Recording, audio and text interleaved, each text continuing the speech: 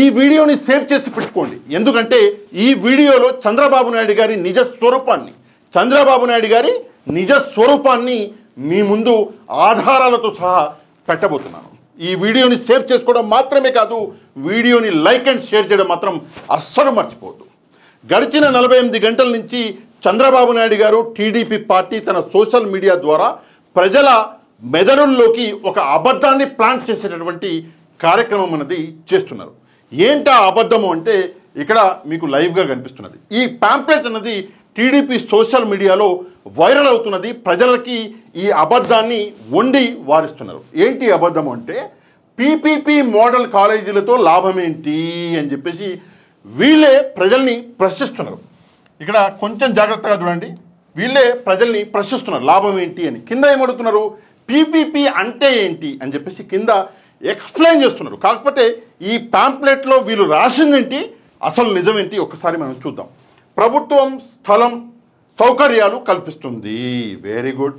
Private సంస్థ పెట్టుబడి పెడుతుంది, వెరీ గుడ్. కాలేజీ నిర్మిస్తుంది, వెరీ గుడ్. ఇక్కడ రాశారు, చాలా బాగా రాశారు. కింద మనం చూసుకుంటే ఆధిపత్యం ప్రభుత్వం అనేది, నిర్వహణ మాత్రమే ప్రైవేట్ సంస్థది. నిజంగా నవ్వి నాకైతే పొట్ట చెక్కలైపోయింది. ఎందుకంటే ఎవరైనా సరే ఒక బిజినెస్ మ్యాన్ పెట్టుబడి అన్నది పెడితే తాను ఎంతో కొంత సంపాదించాలి అనుకుంటాడు. మీరైనా అనుకుంటారు, నేనైనా అనుకుంటా. బిజినెస్ మ్యాన్ పెట్టుబడి పెట్టేదే లాభం సంపాదించడానికి. అట్లాంటిది ఆధిపత్యం ప్రభుత్వం అందంట తీసి పక్కన పడేస్తారు ఒకసారి ఎంటర్ అవ్వగానే. వాళ్ళు ఆలోచించేది కేవలం వాళ్ళ లాభం కోసమే. ఈ విషయం ప్రభుత్వం ఎందుకు అర్థం చేసుకోలేకపోతుందో అర్థం కావట్లేదు. నెక్స్ట్ విద్యార్థులకి అని చెప్పేసి పెట్టారు ఒక హెడ్డింగ్ పెట్టి కింద మెడికల్ సీట్లు పెరుగుతాయి. ఎన్ని పెరుగుతాయి? ముందుగానే మీరు తీసుకొచ్చినటువంటి అగ్రిమెంట్లలో మెడికల్ సీట్లు పెరుగుతాయి, ఎన్ని పెరగబోతున్నాయి అని చెప్పేసి ఎందుకు రాయలేదు? ఖచ్చితంగా ఎందుకు చెప్తలేరు మీరు? ఎందుకంటే ఇది అబద్ధం కాబట్టి, కేవలం ప్రజల్ని మభ్యపెట్టడానికి చెప్పేటటువంటి మాటలు కాబట్టి. ఎన్ని సీట్లు పెరుగుతాయి అన్నది ఖచ్చితంగా అగ్రిమెంట్లో రాయండి, దమ్ము ధైర్యం ఉంటే. నెక్స్ట్ ఉత్తమ ర్యాంకర్లకు ఇచ్చే ఉచిత సీట్లు పెరుగుతాయి. ఉత్తమ ర్యాంకర్లు ఏంటండి? అక్కడ ఉన్న వాళ్ళందరికీ ఎవరైతే సెలెక్ట్ అయ్యారో వాళ్ళు ఉత్తమ ర్యాంకర్లే కాబట్టి అక్కడికి వచ్చారు. వాళ్ళందరికీ ఫ్రీ సీట్లే ఇవ్వాలి. ప్రభుత్వ కాలేజీ అయితే అందరికీ ఫ్రీ సీట్లే వస్తాయి. అట్లాంటిది ఉత్తమ ర్యాంకర్లు అని చెప్పేసి మీరు మాట్లాడడం అనేది ప్రజల్ని మోసం చేసినట్టే. నెక్స్ట్ అత్యాధునిక వైద్య విద్య అందుతుంది అంటే ప్రభుత్వం అత్యాధునిక వైద్య విద్యని అందించలేదా? ప్రభుత్వం దగ్గర దమ్ము ధైర్యం లేదా? ఒకసారి చంద్రబాబు నాయుడు గారు సమాధానం చెప్పాలి. నెక్స్ట్ మనం చూసుకుంటే పేదలకు అని ఇంకో హెడ్డింగ్ ఇచ్చారు. ఏంటి పేదలకు? అత్యుత్తమ ఆరోగ్య సంరక్షణ ఉచితంగా లేదా నామమాత్ర రుసుముతో అందుతుంది అంటే అత్యుత్తమ ఆరోగ్య సంరక్షణ ప్రభుత్వం అందించలేదా? మళ్ళా ఉచితంగా లేదా నామమాత్ర రుసుము అంటే అక్కడ కూడా డబ్బులు పేదోళ్ళు చెల్లించాలి. నామమాత్ర రుసుము అని మీరు అంటారు, సరే అది నామమా ఇంకేమన్నా అన్నది వేరే సంగతి. కానీ రుసుము అన్నది తీసుకోబోతుర్రు. సరే అందరి దగ్గర నుంచి కాకపోయినా కొంతమంది దగ్గర నుంచి అయినా తీసుకోబోతురు కదా. మరి అది పేదలకు చేసినటువంటి అన్యాయం కాదా? మొత్తం పూర్తిగా గవర్నమెంట్ కాలేజీ ఉంటే, గవర్నమెంట్ హాస్పిటల్ అన్నది ఉంటే అందరికీ ఉచితమే కదా. అందులో నామమాత్ర రుసుము దేనికి? ఇది కూడా ప్రజలకి చంద్రబాబు నాయుడు గారు చేస్తున్నటువంటి అతిపెద్ద ద్రోహం. ఇక ఇంకొన్ని డీటెయిల్స్ చాలా అంటే చాలా మంచి డాక్యుమెంట్ ఉన్నది ఒకటి. సరే అక్కడికి వెళ్ళడానికి ముందు సేమ్ ఇదే పాంప్లెట్ని డిఫరెంట్ రంగులలో ముద్రించి ఒక్కొక్కడు ఒక పాంప్లెట్ పట్టుకుని తిరుగుతున్నారు. ఎవరు? టీడీపీకి సంబంధించినటువంటి సోషల్ మీడియా వాళ్ళు. సరే ఈ విషయాన్ని పక్కన పెట్టేద్దాం, అసలు విషయానికి వద్దాం. అసలు విషయం అన్నది ఇది అసలు విషయం ఏంటి? Department of health and family welfare government of Andhra Pradesh వాళ్ళు, ఇది అగ్రిమెంట్ అనాలా నోటిఫికేషన్ అనాలా, వీళ్ళు తీసుకొచ్చినటువంటి ఈ డాక్యుమెంటు. ఇది దేనికి సంబంధించినటువంటి డాక్యుమెంట్ ఒకసారి మీరు ఇక్కడ అబ్జర్వ్ చేస్తే ఏంటి అంటే ఓకే ఇక్కడ చూడండి కొంచెం జాగ్రత్తగా. డెవలప్మెంట్ ఆఫ్ మెడికల్ కాలేజ్ ఏంటి? డెవలప్మెంట్ ఆఫ్ మెడికల్ కాలేజ్ ఏంటి? ఈ కాలేజ్ పులివెందులకు సంబంధించిన డాక్యుమెంట్ ఇది. 150 యూజీ అండ్ 24 పీజీ అంటే 150. ఇక్కడ కొంచెం జాగ్రత్తగా చూడండి. 150 సీట్లు ఎంబీబీఎస్కి సంబంధించిన, పీజీకి సంబంధించినటువంటి 24 సీట్లు అండ్ 625 బెడెడ్ హాస్పిటల్, 625 బెడ్డుల hospital on public private partnership mode at Pulivendula. ఆంధ్రప్రదేశ్లో జగన్మోహన్ రెడ్డి గారు కట్టినటువంటి పులివెందుల మెడికల్ కాలేజీకి సంబంధించినటువంటి విషయాన్ని ఇక్కడ రాసిన గర్వంగా చెప్పుకోవాలి. చంద్రబాబు నాయుడు గారు కూడా గర్వపడాలి. ఏం కట్టినవా జగన్మోహన్ రెడ్డి, 150 మెడికల్ సీట్లు, పీజీ సీట్లు 24, 625 బెడెడ్ హాస్పిటల్ కట్టినావు, నువ్వు మొగడివయ్యా అని చెప్పేసి ఒప్పుకోవాలి చంద్రబాబు నాయుడు గారు. సరే, ఈ విషయాన్ని ఇక్కడ రాశారు. సరే, ఇంకొంచెం కిందికి వద్దాం. వాల్యూమ్ 2 డ్రాఫ్ట్ ఏంటి కన్సెషన్ అగ్రిమెంట్ అని చెప్పేసి ఇక్కడ రాయడం జరిగింది, ఆంధ్రప్రదేశ్ మెడికల్ సర్వీసెస్. అయితే ఇందులో నేను మొత్తం చదవను, కానీ రిలవెంట్ ఒక చోట మాత్రం మిమ్మల్ని ఆపుతా. ఇందులో ఏం చేశారంటే కంటెంట్స్లో ఆర్టికల్స్ రాసుకున్నారు. 43 ఆర్టికల్స్ ఉన్నాయి, 43. ఇందులో 6వ ఆర్టికల్ చాలా అంటే చాలా నాకు నచ్చింది. ఆర్టికల్ 6 30వ పేజ్ అంట. ఒకసారి ఈ 30వ పేజీలోకి వెళ్ళే ప్రయత్నం అనేది చేద్దాం. ఏడ ఉందో, ఓకే, చాలా చాలా దూరం వచ్చేసినాం మనం. ఓకే, కొంచెం పైకి వెళ్దాం. 30వ పేజీ 37, ఓకే, కొంచెం కిందికి వస్తే 32. ఒకసారి ఇది 32 పేజీ. దీన్ని కొంచెం జాగ్రత్తగా చూడాలి మనం. ఈ పేజీలో చంద్రబాబు నాయుడు గారి నిజస్వరూపం దాగున్నది. కొంచెం జాగ్రత్తగా చూస్తే ఏమంటున్నాడు చంద్రబాబు నాయుడు గారు అంటే, సరే అంతా నేను చదవను, కొన్ని రిలవెంట్ పాయింట్స్ ఇంకా చాలా ఉన్నాయి. చదువుకుంటూ కూర్చుంటే ఒక రోజు సరిపోదు ఈ వీడియోకి. ఇందులో కొన్ని రిలవెంట్ పాయింట్స్ ఉన్నాయి. ఇక్కడ మీరు చూసుకుంటే 100 రూపాయలు పర్ ఎకర్ పర్ ఇయర్, సంవత్సరానికి 1 ఎకరానికి కేవలం 100 రూపాయలు ప్రభుత్వం తీసుకోబోతున్నదంట ప్రైవేటు వ్యక్తి దగ్గర నుంచి. అంటే ఉదాహరణకి చెప్తున్నా, మళ్ళీ నేను తప్పు చెప్తున్నాను అనుకోకండి. నారాయణ గారికి ఒకవేళ పులివెందుల కాలేజీ ఇచ్చారనుకోండి, లేదా నారాయణ గారి బినామీకి ఎవరికో ఇచ్చారు అనుకుందాం. అయితే ఆ నారాయణ గారి నుంచి ప్రభుత్వం ఎంత రుసుము డబ్బు తీసుకోబోతుంది మెడికల్ కాలేజీని ఇచ్చి అంటే, కేవలం ఎకరానికి 100 రూపాయలు మాత్రమే తీసుకోబోతుందంట. పులివెందుల ఉదాహరణ తీసుకుంటే 50 ఎకరాలు అనుకుంటా, 50 ఎకరాలు. మరి 5,000 రూపాయలకే మొత్తం పులివెందుల మెడికల్ కాలేజీని తీసుకోబోతున్నాడు. ఎవరంటే నారాయణ గారు ఉదాహరణకు చెప్తున్నా, కరెక్టా ఆయన తీసుకుంటున్నాడు అని చెప్పి నేను చెప్తలేను, ఉదాహరణకి చెప్తున్నా. ఇది డబ్బుల విషయం, ఇది మోసం.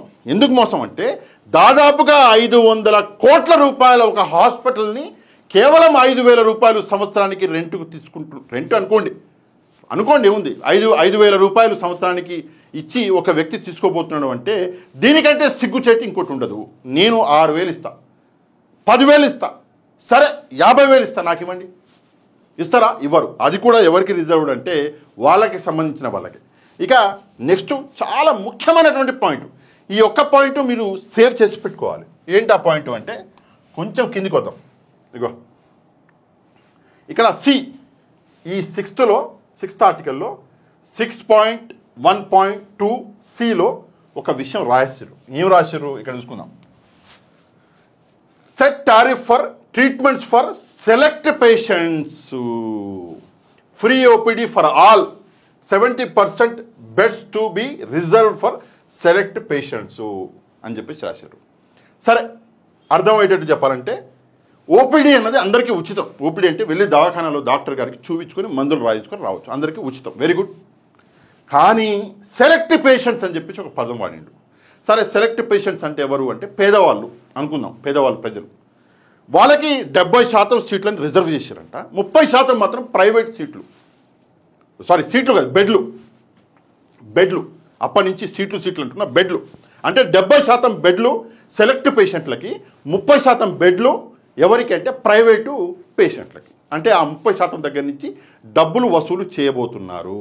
మరి 70% ఉచితంగా అని చెప్పి మీరు అనుకోవచ్చు. మీకు అర్థం కావడానికి ఒక చిన్న విషయం అన్నది ఇక్కడ నేను ఒక ప్రయత్నం అనేది చేస్తాను. ఇక్కడ మనం చూసుకుంటే ఇది పులివెందుల మెడికల్ కాలేజ్ అనుకుందాం. దీన్ని ఒక ప్రైవేటు వ్యక్తికి ఇచ్చారు అనుకుందాం. అయితే ఇందులో మొత్తం 100% బెడ్స్ ఉంటాయి కదా, ఆ బెడ్స్లలో 70% బెడ్స్ సెలెక్ట్ పేషెంట్లకి, 30% ప్రైవేటు పేషెంట్లకి ఇవ్వబోతున్నారంట. సెలెక్ట్ పేషెంట్స్ అంటే ఎవరు? డబ్బులు తీసుకోకుండా ఫ్రీగా అనుకుందాం, అది కూడా క్లారిటీ లేదు, అనుకుందాం 70%. ఈ 30% దగ్గర నుంచి ఫీ అన్నది వసూలు చేస్తారు. ఈ 70%కి ఫ్రీగా చేస్తారా అంటే ఎందుకు చేయరు అంటే ఇందులో కూడా ఒక లుసుగు ఉంది. ఏంటి ఆ లుసుగు అంటే ఈ 70% ప్రభుత్వం డబ్బులు చెల్లిస్తుంది. ఎట్లా చెల్లిస్తుంది? ఎన్టీఆర్ వైద్య సేవా ట్రస్ట్ నుంచి, నెక్స్ట్ ప్రధానమంత్రి జన్ ఆరోగ్య యోజన అని చెప్పేసి ఒక యోజన ఉంది.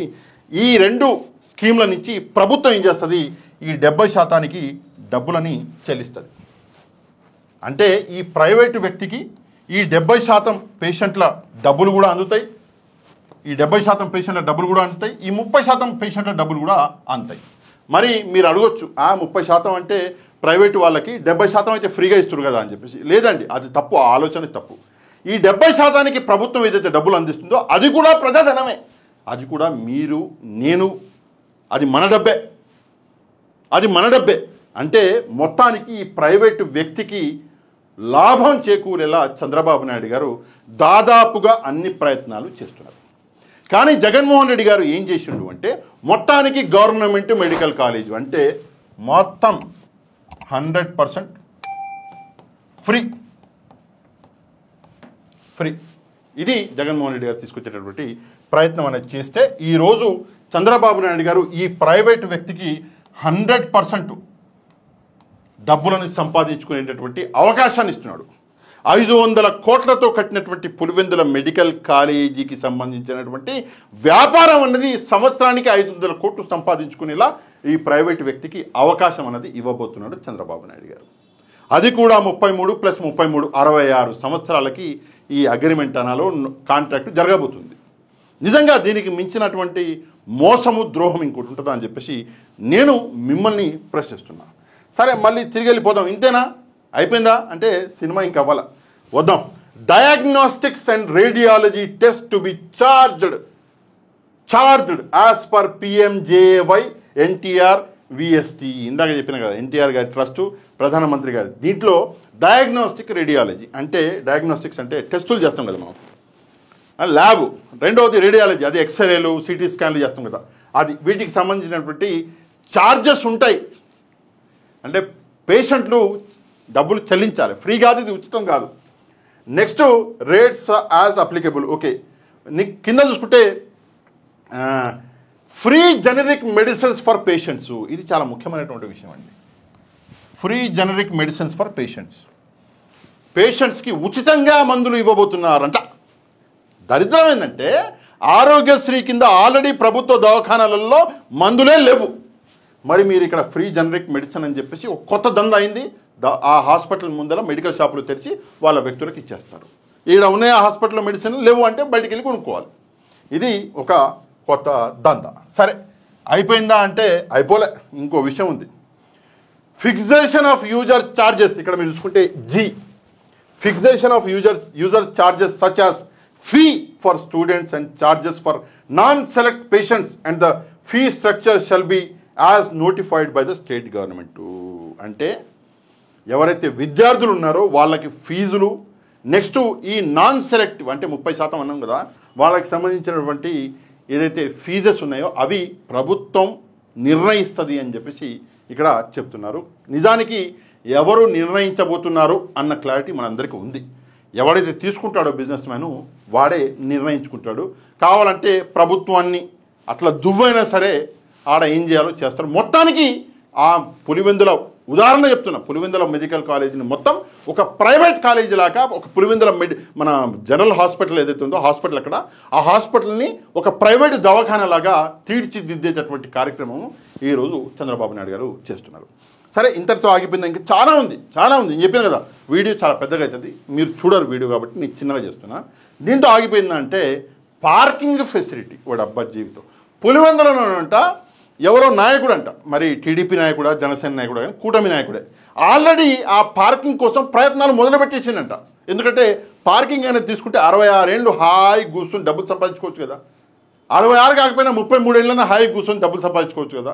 ఆ పార్కింగ్ కోసం ఆల్రెడీ ప్రయత్నాలు మొదలుపెట్టినండి. అంటే పార్కింగ్లో కూడా, అంటే ఇది మనకు విశ్వసనీయ వర్గాల నుంచి వచ్చిన న్యూస్, ఎక్కడా బయట ఇంకా రాలా.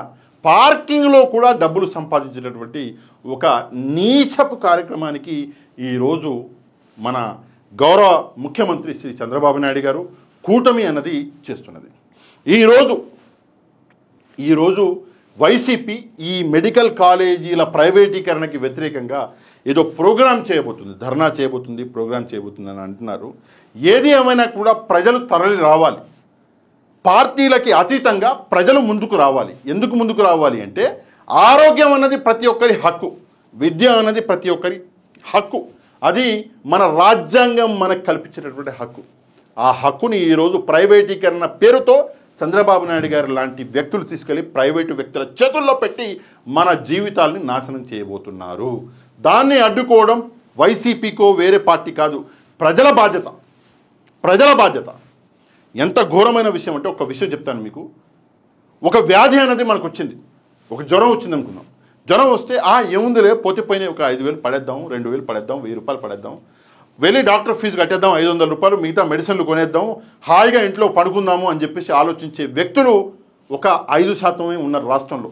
మిగతా 95% వ్యక్తులు జ్వరం వచ్చినా కూడా హాస్పిటల్లో చూయించుకొని దుస్థితిలో బతుకుతున్నటువంటి రాష్ట్రం మనది.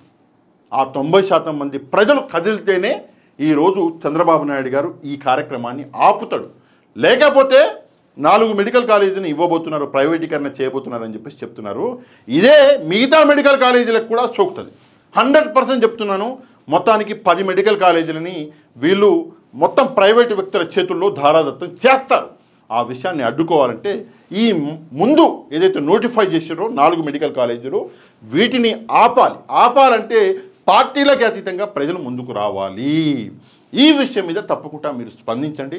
చంద్రబాబు నాయుడు గారు చేసినటువంటి మోసం ఎంత బాగుంది, లేదా ఏదైనా పాయింట్ నేను మిస్ అవుతున్నానా అన్నది దయచేసి కమెంట్ రూపంలో తెలియజేయడం మాత్రమే కాదు, ఈ వీడియోని ఒక లైక్ అనేది చేయండి. చేస్తే వీడియో ఆటోమేటిక్గా వైరల్ అవుతుంది, ప్రజలకి నిజాలు తెలుస్తాయి. కాబట్టి ఒక లైక్ చేసి ఎవరైతే ఛానల్ని సబ్స్క్రైబ్ చేసుకోలేదో ఛానల్ని కూడా సబ్స్క్రైబ్ చేసుకోండి. నెక్స్ట్ వీడియోలో మళ్ళీ కలుద్దాం. అంతవరకు థ్యాంక్ యూ వెరీ మచ్. జై హింద్.